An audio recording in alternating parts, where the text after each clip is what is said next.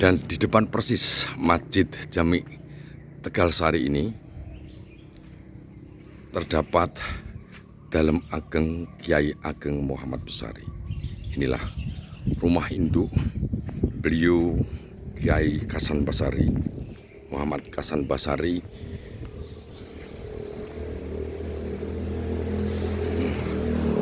Dan dulu di sekitar Pondok Gebang Tinatar ini terdapat pondok-pondok semacam ini, bedeng-bedeng semacam ini, tempat tinggal para santri. Inilah. Nah, salah satunya nanti Om Bob akan menuju ke sana, dihuni oleh tokoh agung pujangga besar Kasunanan Surakarta, yaitu Bagus Burhan alias Ronggo Warsito. Beliau juga tinggal seperti ini bersama pengasuhnya yaitu Kitanu. Inilah rumah induk Kiai Hasan Basari. Disinilah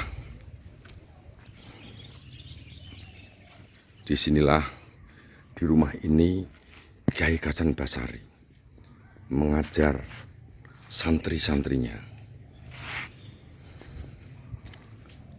Perlu Bob sampaikan juga, ketika Ronggo Warsito belajar di Kiai Ageng Hasan Basari di Pondok Gebang Tinatar ini, Ronggo Warsito satu angkatan dengan Bagus Ndarso. Bagus Ndarso ini kelak setelah lulus dari pondok ini pulang ke daerah Pacitan, beliau mendirikan pondok pesantren Termas, dan beliaulah yang dikenal dengan Kiai Abdul Manan Termas. Pondok di sini.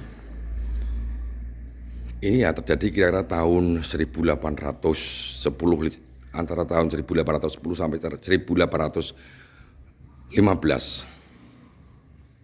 Inilah suasana yang kita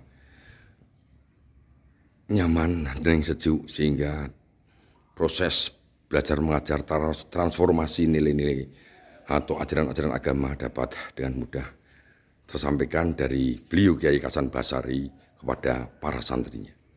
Inilah Dalem Ageng, dan disinilah beliau mengajar para santrinya.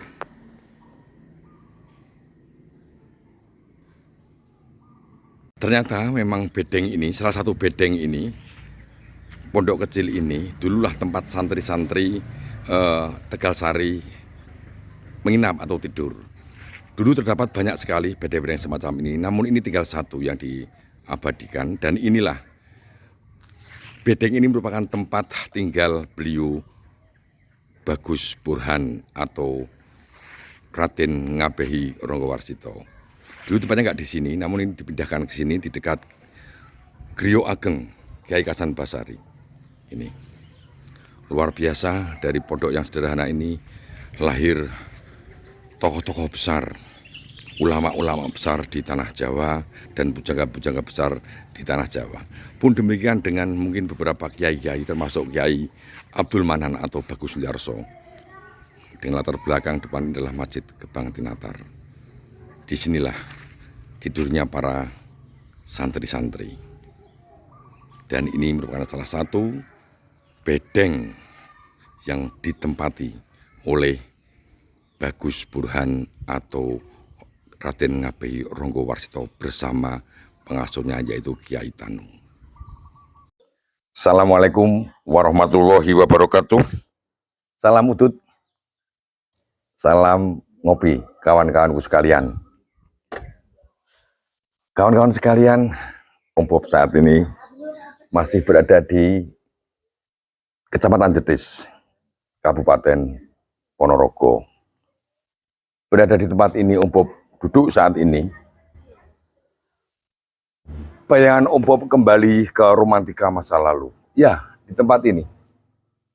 Di tempat yang sederhana di bedeng atau gubuk ini. Bayangan Om Bob kembali ke 200 tahun yang lalu. Tempatnya kira-kira tahun 1815-an. 1800, antara 1810 sampai 1815. Karena saat itu di tempat ini, yaitu tepatnya di Pondok Pesantren Tegal Sari atau Gebang Tinatar. Ada seorang santri yang tinggal di bedeng ini. Bedeng ini dulu terdapat banyak, menyebar di sekitar rumah. Di depan Om Bob ini adalah rumah induk Kiai Ageng Kasan Basari. Dan latar belakang masjid, di belakangnya adalah pondok.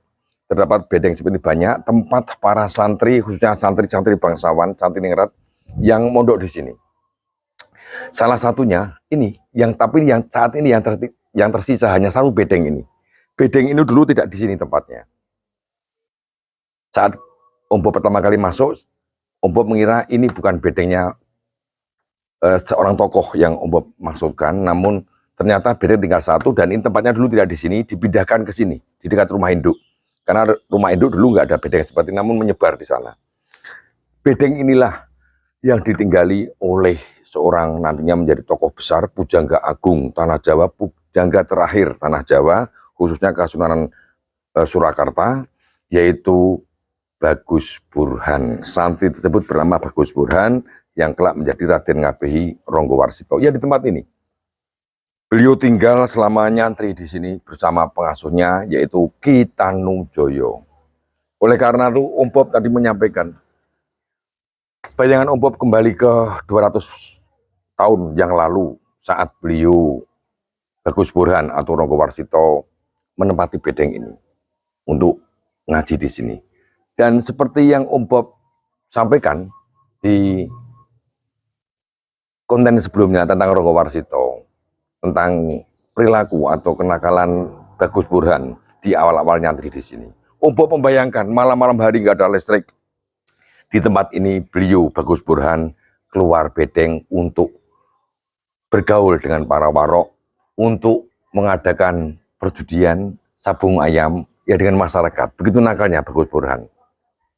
Ya, di tempat ini. Kemudian beliau akhirnya mendapat pencerahan setelah dimarahi oleh beliau Kiai Ageng Hasan Basari. Beliau Topo Broto, ya, bukan Topo Broto tapi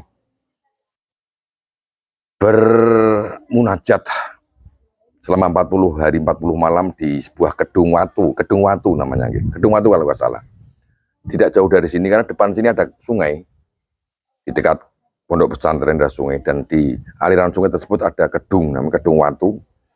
Bagus Burhan melaksanakan mesubudi 40 hari 40 malam, ditunggui oleh pengasuhnya yaitu Ki Tanujoyo, dan beliau mendapat karomah, mendapat hidayah dari Allah Subhanahu wa taala. Tumbuhlah kesadaran beliau, apa ya, kalau sekarang itu mungkin dapat ilmu laduni atau apa ya, karena beliau dengan cepat dapat menguasai seluruh kitab-kitab yang diajarkan, bahkan yang belum diajarkan oleh Kiai Hasan Basari. Dan beliau Ronggowarsito nanti menjadi badal, santri badal itu yang menggantikan Kiai Hasan Basari ketika Kiai Hasan Basari absen, tidak bisa mengajar santri-santrinya, beliaulah Ronggowarsito. Kawan-kawan sekalian, satu angkatan dengan Kiai Hasan, satu angkatan dengan Bagus Burhan atau Ronggowarsito, juga ada satu santri juga sangat tekun dan pandai, namanya Bagus Ndarso. Bagus Ndarso ini satu angkatan dengan satu angkatan dengan Bagus Burhan, dan nanti setelah diwisuda bareng-bareng beliau kembali ke Pacitan, ya, kemudian mendirikan pondok pesantren Termas. Beliau adalah Bagus Ndarso yang kelak menjadi Kiai Abdul Manan Termas. Ini coba makna atau pelajaran yang dapat diperoleh kawan-kawan sekalian dengan kesederhanaan. Dahulu ya nyantri seperti ini, dengan kesederhanaan, keterbatasan sarana prasarana, tanpa listrik, dengan ukuran mungkin ya 3 kali 2 meter lah,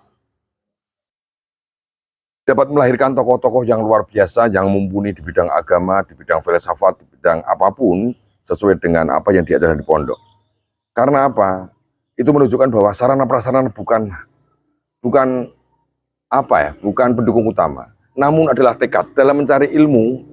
Ronggowarsito menyatakan bahwa dia mengugemi betul mengugemi, karena menurut Dr. Farudin Faiz, kalau kita mempelajari filsafat dari Ronggo Warsito itu ada cokro manggilingan, ya, kemudian ada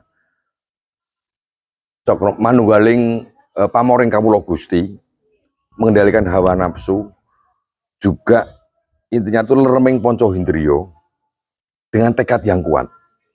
Kalau dalam istrinya Dewa Roci itu dalam mencari ilmu itu harus didasari oleh niat yang suci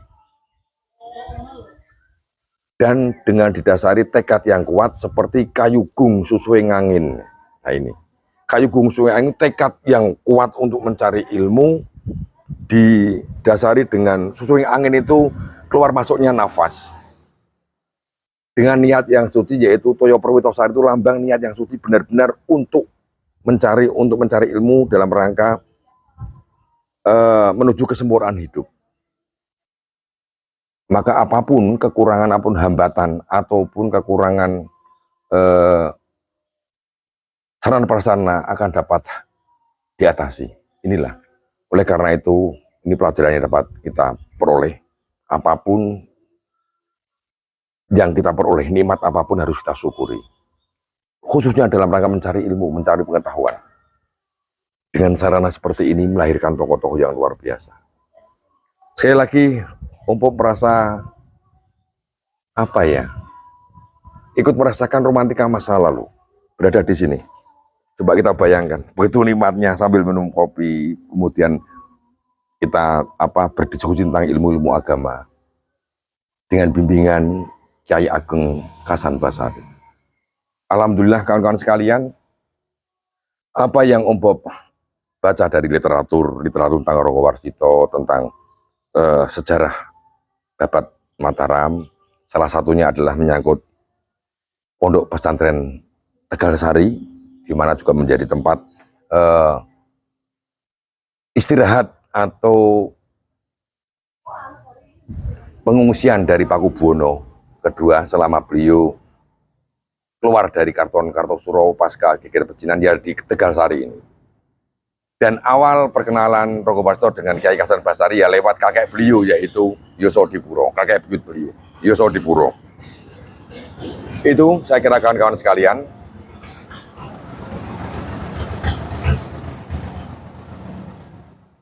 Pondok pesantren Tegal Sari ini memiliki sejarah panjang dan ikut mewarnai dinamika sejarah Mataram Islam, khususnya Kasunanan Kartosuro dan Kasunanan Surakarta. Salah satunya yaitu dari keluarga besar pujangga-pujangga Keraton Kartosuro dan Surakarta. Ini bukti masih ada dan masih utuh. Inilah merupakan salah satu cagar budaya yang perlu dilestarikan. Dari tempat ini, di tempat yang sederhana ini, bukan lahir ya, tapi mewarnai proses lahirnya Pujangga Agung Tanah Jawa Raden Ngabehi Ronggo Warsito atau Bagus Burhan. Mari kawan-kawan sekalian, kita ambil hikmah pelajaran dari semua ini, bahwa keterbatasan, kekurangan bukan menjadi hambatan untuk memperoleh pengetahuan. Semua itu kembali kepada tekad, niat di dalam diri kita untuk mencari kesempurnaan hidup, untuk mempelajari ilmu-ilmu agama yang penting untuk pegangan hidup kita semuanya. Itu saya kira kawan-kawan sekalian. Om Pop senang sekali berada di tempat yang dulu pernah ditinggali oleh beliau, Pujangga Agung Tanah Jawa Raden Ngabehi Ronggo Warsito. Semoga Om Pop ketularan ilmunya ya. Inilah. Ini. Benar, ini tempat ini memang betul tempat di mana beliau tidur dan istirahat bersama pengasuhnya Ki Tanujoyo. Kurang lebihnya Om Pop mohon maaf, Om Pop menyampaikan ini berdasarkan dari literatur, buku-buku Ronggo Warsito dan babat Keraton Mataram yang Om Pop baca dari Hamaminata dan juga dari Anjar Ani tentang Ronggo Warsito dan mistik Islam kejawen ya, Ronggo Warsito, dan termasuk sejarah Ronggo Warsito yang Om Pop baca. Itu kawan sekalian, salam udut, salam ngopi. Umpop mau melanjutkan bernostalgia dengan masa lalu di bedengnya Raden Ngabei Renggowarsita. Assalamualaikum warahmatullahi wabarakatuh.